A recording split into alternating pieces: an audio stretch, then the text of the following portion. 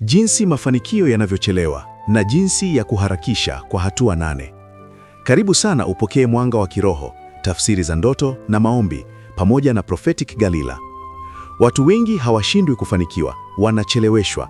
Kiroho na kimkakati, kuna mambo yanayozuia kasi ya mafanikio bila wao kujua. Hizi ndizo sababu na namna ya kuharakisha. 1. Kuahirisha maamuzi muhimu. Delay huanza kwenye uamuzi unaoahirishwa. 2. Hofu ya kuanza. Hofu hufunga hatua kabla hujajaribu. 3. Mazingira yasiyo sahihi. Watu na mazingira vinaweza kupunguza kasi yako. 4. Kukosa nidhamu ya kila siku. Mafanikio huharakishwa na consistency. 5. Ndoto za kurudi nyuma au kufukuzwa. Ishara ya vita vinavyochelewesha hatima yako. 6. Kutokujifunza na kukua. Ukikoma kujifunza, kasi hupungua. 7. Kukosa maombi na ulinzi wa kiroho.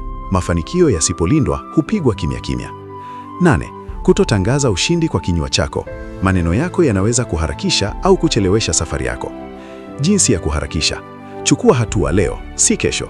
Omba na funga milango ya kucheleweshwa. Badilisha mazingira yanayokurudisha nyuma.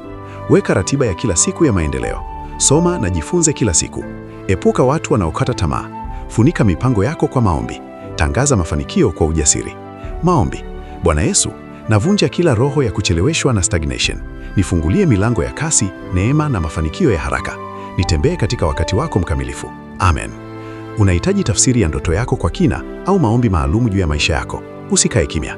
Wasiliana nami moja kwa moja WhatsApp, namba kwenye bio. Jiunge pia na magrupu yetu ya tafsiri za ndoto na maombi, ujifunze zaidi kila siku.